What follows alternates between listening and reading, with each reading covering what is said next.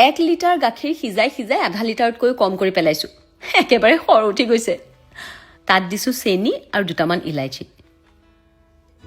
লগতে 3 চামুচ শুকান গুড়ি গাখীৰ আন এটা বাটিত গাখীৰত 2 চামুচ পিঠাগুড়ি মিলাই ইয়াতে মিহলাই দিলো তেতিয়াই মিশ্ৰণটো অকমান ডাঠ হ'ব তাত দিছো মই কেঁচা নাৰিকল আপোনালোকে ইচ্ছা কৰিলে নাৰিকলখিনি ভাজিও দিব পাৰে কিন্তু মোৰ এইবিধ পিঠা বনালে একেদিনাই শেষ হয় বাবে কেঁচা নাৰিকলে দিলো তাত দিছো নিমখ আৰু 1 চামুচ ঘিউ সুগন্ধিৰ বাবে আন এটা বাটিত লৈছো 3 কাপ পিঠাগুড়ি 1 কাপ ময়দা আধা কাপ পাউডাৰ গাখীৰ আৰু অকণমান নিমখ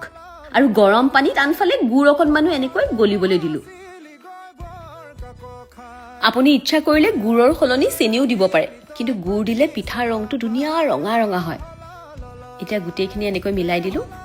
অকণমান পনীয়া হ'ব লাগে এই মিশ্ৰণটো ঢাকুন মাৰি 10 মিনিটমান থৈ দিলো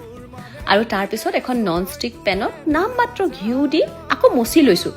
তাৰ পিছত পানী পিঠাৰ দৰে এখন পিঠা বনাই মাজতে পুৰটো ভৰাই দিলো পিঠাটো বনাবলৈ ইমান সহজ আৰু আটাইকেইবিধ বস্তু ঘৰতে থকা